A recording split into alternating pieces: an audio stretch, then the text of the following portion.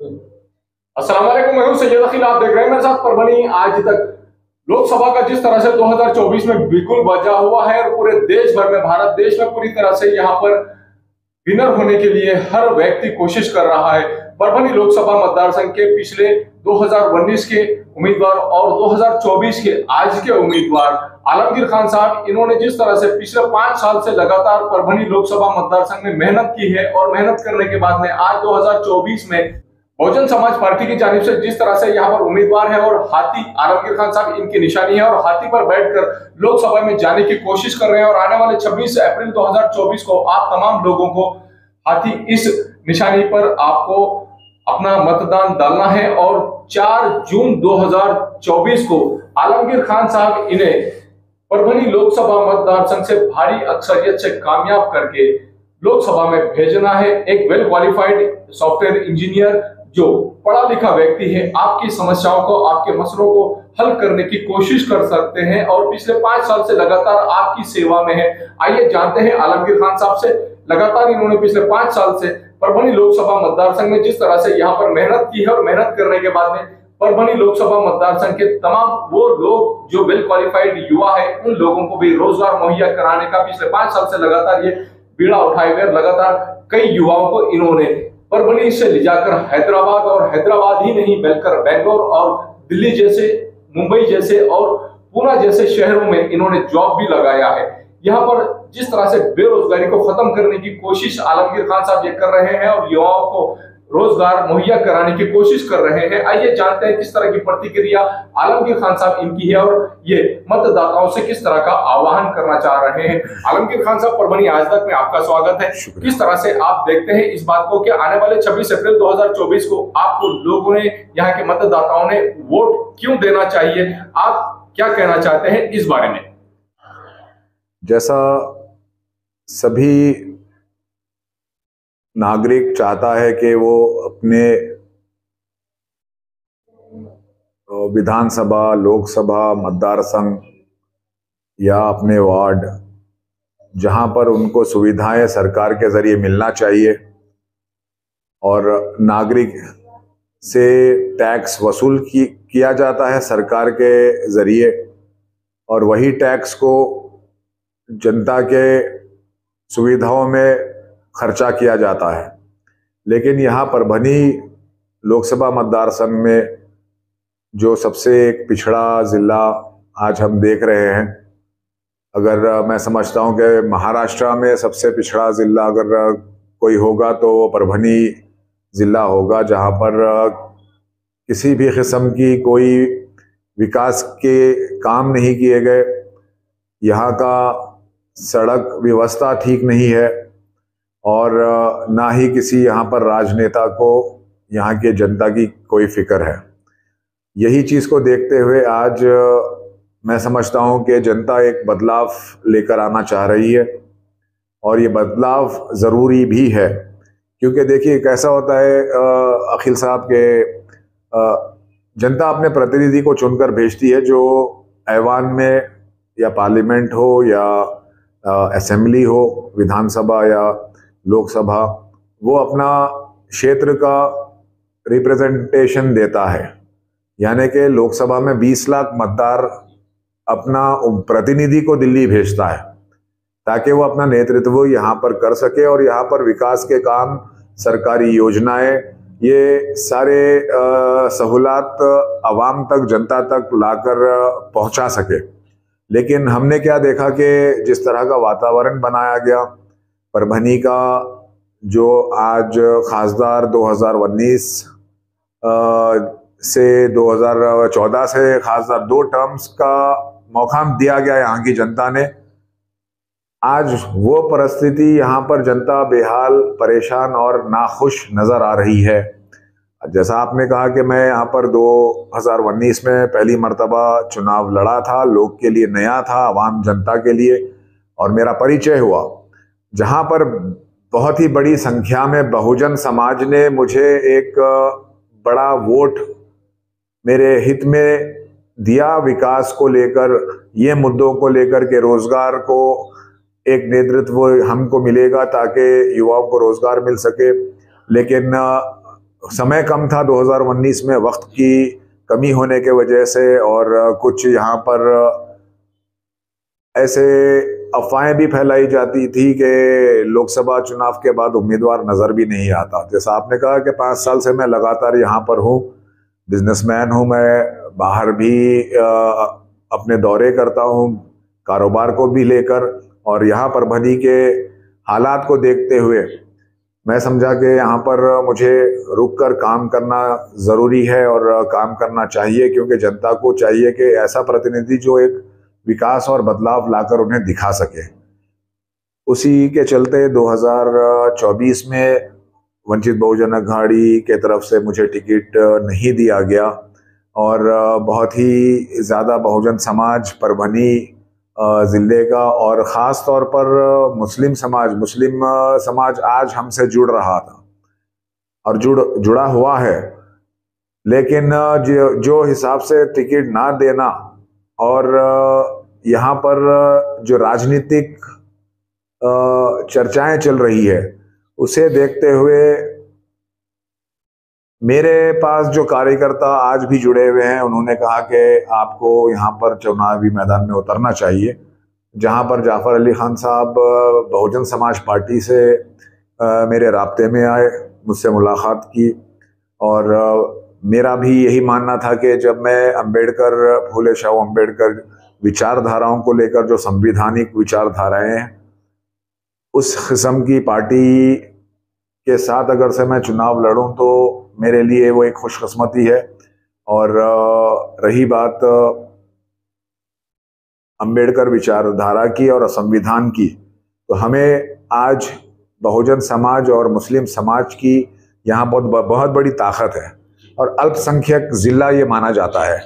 तो उस हिसाब से यहाँ पर हम अपनी ताकत को खड़ा कर सकते हैं। लेकिन बदकिस्मती यही रही कि यहाँ के जो राजनेता है, मुस्लिम समाज और बहुजन समाज का मत का राजकारण को यहाँ पर पूरा मिटा कर रख दिया। ये चाहते हैं कि सिर्फ मुस्लिम समाज का वोट हासिल किया जाए, बहुजन समाज का वोट हासिल किया जाए, और अपने सत्ता की गरम गरम रोटियां सेक कर अपना पेट भरा जाए। ये चीज को खत्म होना चाहिए। और आज एक नेतृत्व, एक बदलाव यहाँ पर जनता के सामने आलमगीर खान के चेहरे के जरिए नजर आ रहा है, और चाहती है जनता के ये बदलाव भी लेकर आया जाए। एक विजनरी लीडरशिप यहाँ पर क्रिएट की जाए, बनाई जाए, जो आने वाले 5 साल तक परभनी के चेहरे को एक अच्छा विकसित और डेवलप्ड जिला यहाँ पर बनाने का एक कोशिश की शुरुआत यहाँ पर की जाए। आप किस तरह से देखते हैं, यहाँ पर पिछले 20 साल से लगातार परभनी जिले का किसी तरह से कोई विकास नहीं हुआ है। यहाँ जितने भी पॉलिटिकल पार्टीज के लीडर्स हैं, ये तमाम लोग आओ चोरो बांधो भरा, आधा तुम्हारा आधा हमारा, इस तरह की नीति को अपनाते हैं। यहाँ पर वेल क्वालिफाइड खासदार भी है, खासदार फौजिया तहसीन खान खास तौर से वेल क्वालिफाइड महिला है, लेकिन ये इनका भी ये हाल है कि इनके पास भी कार्यकर्ता मौजूद नहीं है जो मुस्लिम समाज से ताल्लुक रखती है, लेकिन मुस्लिम समाज में इनका भी कोई वर्चस्व नहीं है, ये भी नजरअंदाज करती है। और ऐसे जितने भी यहाँ पर पॉलिटिशियंस हैं, ये भी इसी तरह के लोग हैं, और परभनी जिले को विकसित होने से ये तमाम लोग रोकते हैं। आप किस तरह का विजन यहाँ पर ला रहे हैं, और आप अगर इलेक्शन जीत जाएं तो 26 अप्रैल 2024 को जिस तरह से यहाँ पर मतदान डालना है, आप किस तरह का आह्वान यहाँ पर उन मतदाताओं को करना चाहेंगे जो 4 जून 2024 को रिजल्ट लगे तो आप विनर हो जाएं? इस तरह का आह्वान आप किस तरह से करना चाहेंगे? देखिए अखिल साहब, जैसा आपने कहा कि किस तरह का डेवलपमेंट चाहिए, हर चीज के लिए एक मेहनत की कोशिश होती है। अगर कोई प्रतिनिधि, चाहे वो इलेक्टेड हो या सेलेक्टेड हो, वो डिपेंड करता है कि वो किस तरह का प्रेजेंटेशन अपने क्षेत्र का दे रहा है। एक छोटी सी बात है, एक मोटी मोटी अंदाज में मैं आपको समझाना चाहता हूँ। अगर कोई बच्चे स्कूल जाते हैं, उन्हें स्कूल से होमवर्क मिलता है, और होमवर्क के साथ वो बच्चा अपना प्रेजेंटेशन अपने जो जिस तरह का काम करता है, होमवर्क करता है, और स्कूल में ये सबमिट करता है, और वहाँ से उसको रिपोर्ट कार्ड मिलती है। लेकिन ये रिपोर्ट कार्ड और ये होमवर्क यहाँ के जो प्रतिनिधि को करना चाहिए था कि परभनी लोकसभा मतदार संघ, यहाँ पर एक शेतकरी का बड़ा विभाग है, जहाँ पर किसान भाई यहाँ पर सबसे ज़्यादा खेती करते हैं, काश्तकारी का काम होता है। तो उस क्षेत्र को, उस मॉडल को देखते हुए उस हिसाब से यहाँ पर शेतकरी के या किसान के हित में कुछ ऐसे इंडस्ट्रियल सेटअप के बारे में ये लोग सोचना चाहिए था, ताकि वो आगे ज़िले के लिए आर्थिक स्थिति को मजबूत कर पाए। कोई भी ज़िले में अगर से ज़िले का विकास चाहिए तो विकास के लिए ज़िले में उद्योग चाहिए। सरकार हमारी पब्लिक सेक्टर यानी कि जो जनता की संपत्ति है वो बेचते जा रही है। पहली बात, आपने देखा सरकार का एक ही एयरलाइन था, एयर इंडिया, वो सरकार ने बेच दिया टाटा को। BSNL, भारत संचार निगम लिमिटेड, आज हम क्या देखते हैं कि भाई जियो एक अंबानी या अडानी के हित के और उनके फायदे की बात करने वाला आज की सरकार, केंद्र सरकार काम करती है। अगर से चाहते तो BSNL आज उनको 4G 5G 4G के ऊपर नहीं जा रहे हैं, 5G का लाइसेंस उनको नहीं मिलता। ये आप साफ साफ तौर पर देख रहे हैं कि सरकार जनता के हित में नहीं है, बल्कि जो उद्योगपति जो राजनेताओं को खरीद लेते हैं, अपनी जेब में रखते हैं और हजारों करोड़ों के अपने बैंक के लोन्स, कर्जों को माफ करवा देते हैं, उन्हीं को मद्देनजर रखते हुए सरकार काम करती है, ना ही जनता को मद्देनजर रखते हुए काम करती है। मैं चाहता हूं कि जिस तरह का विजन मेरे पास परभनी मॉडल को लेकर है, परभनी लोकसभा मतदार संघ में बहुत सारे ऐसे काम किए जा सकते हैं। जैसा कि मैंने बताया, शेतकरी से जुड़े हुए ऐसे इंडस्ट्रीज को यहाँ पर बढ़ावा देना। वो कैसे बढ़ावा देंगे? जब आपके पास प्रेजेंटेशन होगा, आपको यहाँ से निकल कर जाना होगा। एक बात आप एक समझने की कोशिश करिए कि एक मुख्यमंत्री अगर से प्रदेश का, बहुत सारे बिजनेस समिट्स होते हैं। अभी हाल ही में डेवॉस में बिजनेस समिट हुआ था, जहां पर बहुत से प्रदेश के मुख्यमंत्री जाकर अपने प्रदेश का रिप्रेजेंटेशन दिया कि आप यहाँ पर आइए, हमारे पास निवेश करिए। तो उसी तरह जो प्रतिनिधि परभनी का अगर एजुकेटेड है, जो समझ सकता है कि विकास किसे कहते हैं, डेवलपमेंट किसे कहते हैं, तो आज ये नौबत और परभनी के नागरिक को ये देखना ना मिलता। और आलमगीर खान इस मुद्दे पर आज अपना चुनाव लड़ रहा है और मेरे पास ये सीधा सीधा एजेंडा है कि भाई मैं यहाँ पर इन्वेस्टमेंट कैसे लेकर आऊँ हमारे परभनी जिले में। यहाँ पर मल्टीप्लेक्स नहीं है, यहाँ के लोग को एंटरटेनमेंट नहीं है। एंटरटेनमेंट के लिए अगर से कोई परिवार को जाना पड़ता है तो वो फिर 60 किलोमीटर, 200 किलोमीटर, 80 किलोमीटर जाकर अपना एंटरटेनमेंट करते हैं। मल्टीप्लेक्स सिनेमा हॉल यहाँ पर अवेलेबल नहीं है, कोई मॉल की सुविधा, इंटरनेशनल ब्रांड्स यहाँ पर अवेलेबल नहीं है। ये सारे इन्वेस्टमेंट्स आएंगे। जो पैसा यहाँ का जिले का नागरिक औरंगाबाद, पुणे, इस तरह के शहर के तरफ रुख करता है, जाता है और खर्चा करता है, यानी कि पैसा खर्चा कहाँ हो रहा है? वो पैसा हमारा जाकर कहीं और बाहर के बड़े शहरों में खर्चा किया जा रहा है। वही चीज को अगर से आप यहाँ पर ला करके अगर जनता के बीच में अगर आप ये चीजों को रखेंगे तो ये पैसा हमारे पास आएगा और इन्वेस्टमेंट भी आएगा। दूसरी बात रही, फूड इंडस्ट्री बहुत बड़ी इंडस्ट्री है, जिसमें सरकार की योजना में 1 लाख, मेरे ख्याल से 1000 करोड़ का फूड पार्क प्रोजेक्ट जो योजना है सरकार के पास है। यहाँ का प्रतिनिधि जनता को ये बताता नहीं बात। फूड पार्क के लिए जहाँ पर कोल्ड स्टोरेजेस की जरूरत है, आज हमारे पास कौन कौन से चीज़ों की पैदावार होती है, सोयाबीन है, बहुत सारे ऐसे वेजिटेबल्स है, चाहे वो आप टमाटर ले लीजिए, और बहुत सारे यहाँ पर हमारे पास एग्रीकल्चर इतनी बड़ी यूनिवर्सिटी है। तो बड़े अफसोस के साथ कहना पड़ता है कि ना यहाँ पर बराबर से कोल्ड स्टोरेज सुविधा है, ना फूड प्रोसेसिंग यूनिट्स है जो शेतकरी को बढ़ावा दे सकते हैं। इस तरह के कंपनीज क्या करते हैं, मैंने कुछ दौरे भी किए यहाँ पर, खेती जहाँ पर शेतकरी होती है, तो तेलंगाना से या आंध्रा के कुछ एग्रो इंडस्ट्रीज यहाँ आकर किसानों को फंडिंग देकर, जैसा मिर्ची उगाने का काम हो गया, कल्टीवेशन हो गया, वो फंडिंग करके यहाँ पर काम करवा रहे हैं। कुछ बहुत से कम लोग हैं वो, लेकिन वो चीज को हम बढ़ा सकते हैं अगर से हमारा यहाँ पर प्रतिनिधि वैसे कंपनीज को एंटरटेन करे, और उससे क्या होगा, आर्थिक स्थिति मजबूत होगा, फाइनेंशियल कंडीशन ग्रो होगा, फूड इंडस्ट्री आएगी, करोड़ों रुपए का निवेश आएगा। तो यहाँ पर रोजगार साथ ही साथ उससे जुड़ा हुआ है। किसान अपना माल ये कंपनीज को बेचेगा, कंपनीज किसान को सुविधाएं देंगे, जिस तरह से माल कल्टीवेशन यानी कि शेतकरी के जो भी चीजें किसान बोता है उसके लिए जो सुविधाएं चाहिए वो यहाँ की कंपनीज उनको सहायता देंगे। तो ये ऐसे इस तरीके से अगर से हम लोग अगर कोई अपना मॉडल को लेकर आगे बढ़ेंगे तो ये मॉडल आगे जाकर के परभनी का साफ सुथरा नजर आएगा। यहाँ पर अगर किसी उद्योगपति को लेकर आना पड़े तो आधे रास्ते से उसको वापस पलट कर जाना पड़ेगा, सड़कों में इतने खड्डे हैं। इंफ्रास्ट्रक्चर की बात बता रहा हूँ।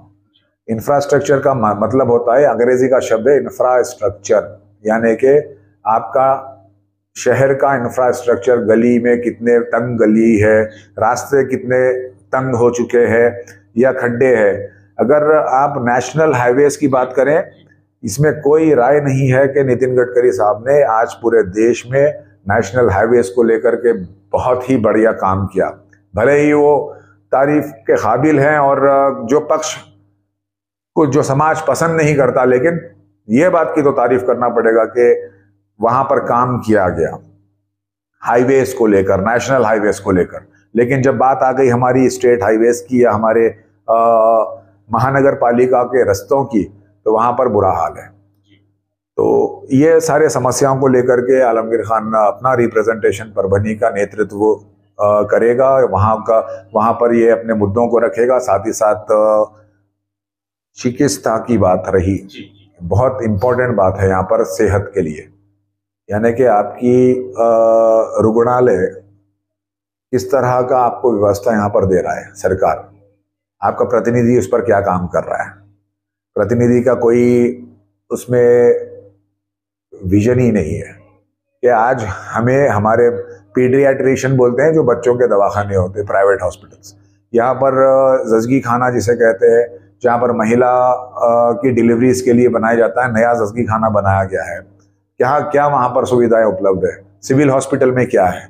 क्या हमारा यहाँ का प्रतिनिधि मिनिस्ट्री ऑफ हेल्थ से कितने योजनाओं को यहाँ पर लेकर आया? कितने बार आप लोगों ने देखा कि कुछ कैंप यहाँ पर चलाया गया कि जानकारी, जागरूकता पैदा करना पड़ता है नागरिकों में।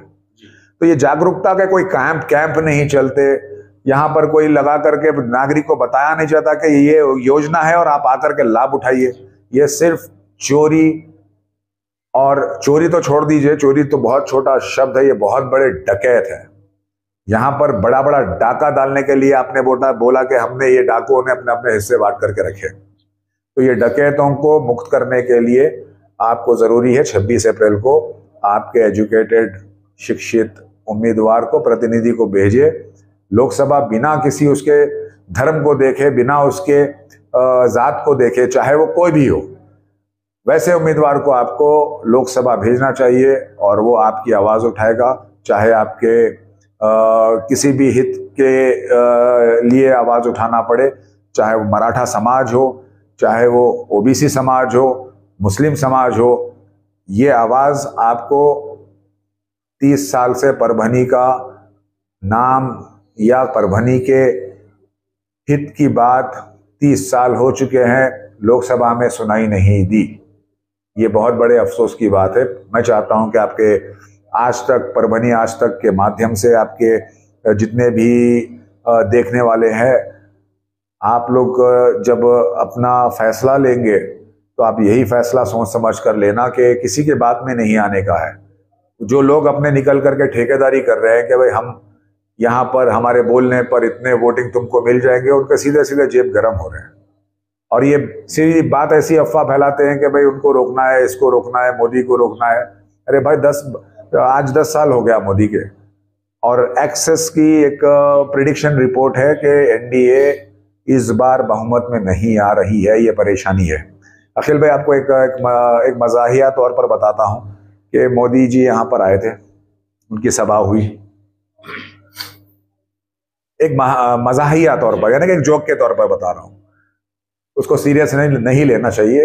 वहाँ पर पीएमओ ऑफिस पर उनकी तारीख लेने के लिए यहाँ के कुछ जो महायुति के लोग हैं, सीटी बजाने वाला नया कौन घूम रहा है, वही मोदी जी के साथ का। ये मोदी जी ने शादी उनकी हुई थी, लेकिन वो अपनी महिलाओं को जो उनकी अर्धांगिनी है उनको ही उनके साथ अन्याय किया गया। लेकिन ये जो महाशय अभी आए हैं वो तो शादीशुदा ही नहीं है, ये सुनने में आ रहा है। तो पीएमओ ऑफिस में गया परभनी में तारीख चाहिए।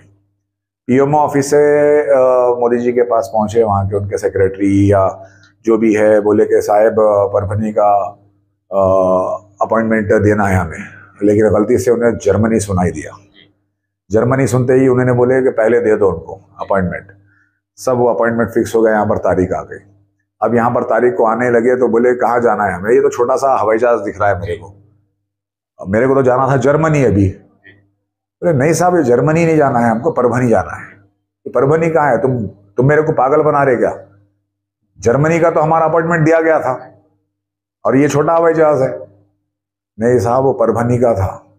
ऐसा करके यहाँ पर मोदी जी पहुंच गए और आकर के अपने जो पुराने बातें रहती है, जो भी बोलना रहता है, वो बोलकर अपने जुमलेबाजी करके यहाँ से चले गए। जनता याद रखे, आपने देखा मोदी जी के मंच से महायुति की अगर से बात करते हैं तो बैकग्राउंड में सिर्फ सीटी और आपको कमल नजर आ रहा था, ना वहाँ पर घड़ी दिखी, ना ही बाण दिखा। ये गौर करना बात, कभी यूट्यूब पर जाकर मोदी जी का सभा का आप देख लीजिएगा। तो ये इस तरह का माहौल चल रहा है। रहा सवाल महाविकास अघाड़ी का, मैं मुस्लिम समाज से कहना चाहता हूं कि जो खासदार 10 साल आमदार रहा, 10 साल अभी खासदार रहा, 20 साल में पहली मर्तबा आपके पास आया है ईदगाह में। जिस तरह से चूहा अपनी जान बचाने पानी जब आता है, बाढ़ आती है तो भागता है, उसी तरह यही चूहा हमारे समाज की तरफ भागते हुए आकर खड़ा हो गया, जान बचाओ हमारी करके।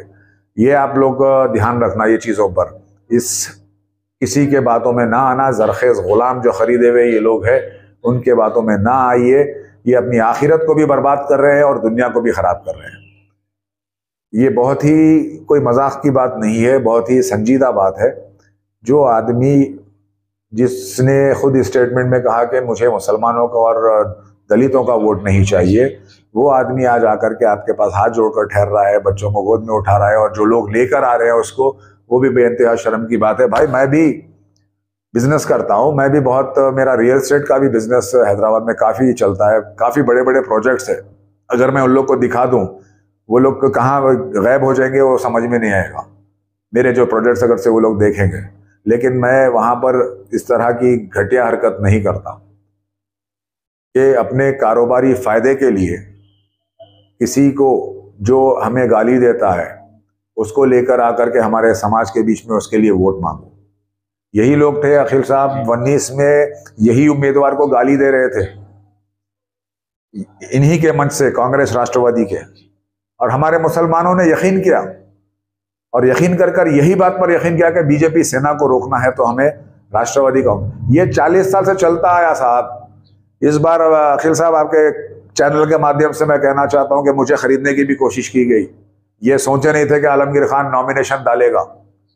3 तारीख तक ये आराम की नींद सो रहे थे। अगर आलमगीर खान नॉमिनेशन नहीं डालता, ये लोग कभी आपको नजर नहीं आते। जो ये लोग आज पैसा खोलकर हमारे कौम और बरादरी में बांट रहे हो, आलमगीर खान के तुफैल में बांट रहे हैं, आप रख लीजिए, आपको मेरे तरफ से फायदा पहुंच रहा है। जो भी पैसा यहाँ पर आज बट रहा है हमारे लोगों में, और जो जरखेज गुलाम घूम रहे हैं, तो ये आपको सिर्फ मेरे ही जरिए से आपको पहुंच रहा है, आप रख लीजिए। लेकिन याद रखिए, हक का साथ दीजिए, बातिल को शिकस्त दीजिए। ये वक्त बहुत ही संजीदा वक्त है। कौम और मिल्लत के लिए आवाज़ उठाएगा तो आलमगीर खान उठाएगा। जिस तरह मैं कह रहा हूँ कि ये मराठा समाज को भी लेकर के 5-5 उम्मीदवार उतारा है मैदान में, ये बीजेपी के चमचे हैं। ये जरंगे पाटिल साहब का जो आंदोलन को दबाने की साजिश है। मराठा समाज को भी मैं कह रहा हूँ कि आप ये 5 उम्मीदवार को छोड़िए, आलमगीर खान के पास आइए। आलमगीर खान ही आपकी आवाज़ पार्लियामेंट में गूंजेगी, और ये आवाज़ गूंजेगी एक मराठा, लाख मराठा, आलमगीर खान की आवाज़ के ज़रिए, आप मराठाओं के हित में। अगर ओबीसी समाज के हित की और लड़ाई की जो बात है वो भी आलमगीर खान पहुंचाएगा। हम हकीकत में बहुजन समाज पार्टी सबको लेकर के परभनी के विकास के लिए काम करेगी, ना जात और पात देखेगी, ना भेद और भाव रखेगी। आलमगीर खान किसी को भी धर्म के चश्मे से नहीं देखेगा जैसा ये लोग देखते हैं। आप आधी रात को आइए, मेरा मोबाइल फोन हमेशा चालू रहता है। लोकसभा मतदार संघ का कोई भी नागरिक मुझे कभी भी फोन करके बात कर सकता है। अपनी समस्याओं का समाधान के लिए मैं यहाँ बैठा हूँ। यही मैं कहना चाहता हूँ कि 26 अप्रैल को आप एक नंबर बटन है, हाथी का निशान है, आलमगीर मोहम्मद खान नजर आएगा। सभी मेरे परभनी के नागरिकों से गुजारिश है, विनंती है कि ये चेहरों को बदलिए। ये जो सीटी वाला चेहरा घूम रहा है वो 5-5 जगह पर लड़कर आया है। जहां पर भी जाकर लड़ता वो मांडवाली कर वहां से निकल जाता। बारामती से लड़ा और जो भी जगह से लड़ा है, अभी आया परभनी में आप लोग को गुमराह करने के लिए। ना आप लोगों ने 10 साल इसको खासदार दिया, मौका दिया। अगर उसने काम किया होता तो नजर आता। ये जो आदमी आया है वो आदमी सीटी लेकर सिर्फ एक ही मंशा से आया है कि उसका यहाँ पर आमदार है, वो भी आमदार जेल में बैठ करके चुनाव लड़ा शेतकरियों के पैसे हड़प कर, उस पर आरोप है और वो आरोप अभी भी केस चालू है। और दूसरी इंपॉर्टेंट बात, महाविकास आघाड़ी का उम्मीदवार किसी भी वक्त अगर से खुदा ना खास्ता चुनकर आ जाता है तो ये बीजेपी में भागने वाला है आप लोग का वोट लेकर। ये दोनों को हकालिए, भगाइए। राष्ट्र पार्टी एक ही है, बहुजन समाज पार्टी। आलमगीर खान आपका उम्मीदवार है और आपके बीच रहकर काम करने वाला उम्मीदवार। कामयाब करिए, अपने वोट का सही इस्तेमाल करिए। और जो 18 साल के बच्चे पहली मर्तबा अपने मतदान का इस्तेमाल कर रहे हैं उनको बहुत बहुत मुबारकबाद मेरी तरफ से। ये एक लोकतांत्रिक जश्न है, एक ईद का माहौल होता है जब इलेक्शन वोटिंग होती है। तो आप सभी को, मेरे परभनी के सारे वासियों को बहुत बहुत शुभकामनाएं इस लोकतांत्रिक अधिकार का इस्तेमाल करने के लिए। और अपने हित और भविष्य परभनी के लिए आप अपना वोट का इस्तेमाल करिए। आलमगीर खान को लोकसभा भेजिए। बहुत बहुत शुक्रिया। अस्सलाम वालेकुम, जय हिंद, जय भीम, खुदा हाफिज। ये न्यूज़ कवर की हमारे परभनी आज तक के कार्यकारी संपादक बाबरुद्दीन सिद्दीकी, 24/7 माज हमारा न्यूज़ चैनल के कार्यकारी संपादक Sattar Khan Pathan, the fact today के कार्यकारी संपादक सलीम खान उर्फ जुल्फू सर, परभनी टुडे के कार्यकारी संपादक सैयद अयान, परभनी आज तक के मराठवाड़ा ब्यूरो चीफ सोहेल तांबोली, 24/7 माज हमारा न्यूज़ चैनल के मराठवाड़ा ब्यूरो चीफ फिरोज खान पठान, परभनी आज तक के जिला प्रतिनिधि सैयद मोबिन सैयद इस्माइल, परभनी आज तक के परभनी शहर प्रतिनिधि शेख सद्दाम शेख निजाम, 24/7 माज हमारा न्यूज़ चैनल के परभनी जिला प्रतिनिधि शमीम खान पठान, इन्होंने मिलकर मैं हूँ सैयद अखिल। आप देखते रहिए मेरे साथ परभनी आज तक। आप हमारे चैनल को सब्सक्राइब करें, सब्सक्राइब करने के बाद बेल आइकन का बटन जरूर दबाएं। उसी के साथ आप हमारे चैनल को लाइक करें, शेयर करें और कमेंट करना ना भूलें। आप हमें Facebook, Twitter, Instagram, Telegram, WhatsApp और यूट्यूब पर भी फॉलो कर सकते हैं। मुझे दीजिए इजाजत। जय Hind. Fashion cloth point, shop number 45, Janata market, doctor Ambedkar road, Parbhani. 50 साल से आपकी सेवा में। हमारे यहाँ सभी किस्म के साड़ियाँ जैसे कि diamond work, Calcutta work, Hyderabadi handloom work, zari work, chiffon silk, Bangalore silk, तान सिल्क साड़ी, उसी के साथ में शालू साड़ी और भी बहुत कुछ। इसके अलावा शादियों का बस्ता, दुल्हन के लांचे, शेरवानी, टेलकट लांचा, पॉपलॉन लांचा, वेलवेट लांचा, उसी के साथ में गारमेंट, गरारे, साथ ही शादियों के 4 पीस, शादियों में लगने वाले बिस्तर के 4 piece, 10 piece, Afreen royal gold, उसी के साथ में शर्टिंग शूटिंग में diamond, Blackberry, Peter England, Siyaram जैसी नामांकित कंपनियों के कपड़े मिलने का एकमात्र ठिकान fashion cloth point, shop number 45, Janata market, doctor Ambedkar road, Parbhani. 50 साल से आपकी सेवा में, लगातार 50 साल से आपकी सेवा करते नजर आ रहे हैं। Fashion cloth point, shop number 45, Janata market, doctor Ambedkar road, Parbhani. Kaleem shoe centre, Kachchi Bazar, doctor Ambedkar road, Parbhani. आप हमारे पास में दुल्हन के लिए जूती, सैंडल, उसी के साथ में यहाँ पर दुल्हन को लगने वाली चप्पल, उसी के साथ में रमजानुल मुबारक के महीने में 3 महीने के छोटे बच्चे से लेकर नौजवान बच्चों तक और उसी के साथ में ज़ईफ लोगों के चप्पल, शूज, सैंडल मिलने का एकमात्र ठिकान Kaleem shoe centre, doctor Ambedkar road, Kachchi Bazar, Parbhani. पिछले 50 साल से लगातार आपकी सेवा में। हमारी तीसरी ब्रांच कलीम शूज सेंटर की तीसरी ब्रांच है यहाँ पर अवेलेबल। आप तमाम लोगों के लिए दुल्हन को लगने वाले सैंडल, दुल्हन के लगने वाले जूतियां, दुल्हन को लगने वाले आकर्षक डिजाइन और मनमोहक डिजाइन में, आकर्षक डिजाइन और मनमोहक लुक में आप तमाम लोगों के लिए शूज, सैंडल और उसी के साथ में जूतियां मिलने का एकमात्र ठिकान Kaleem shoes centre, doctor Ambedkar road, Parbhani. इसी के साथ में रमजानुल मुबारक के महीने में आप तमाम लोगों के ख्वाहिश के मुताबिक आप तमाम लोगों के लिए नए डिजाइन और नए वैरायटी में, नए लुक में आपको आपके मन को लुभाए ऐसे शूज, सैंडल और चप्पल मिलने का एकमात्र ठिकान, छोटे बच्चों से 3 महीने के बच्चों से लेकर यहाँ पर ज़ईफ लोगों के पैरों के भी चप्पल, शूज, जूती मिलने का एकमात्र ठिकान Kaleem shoes centre, doctor Ambedkar road, Kachchi Bazar, Parbhani. एक बार जरूर आए। कलीम शूज सेंटर आपकी सेवा में पिछले 50 साल से लगातार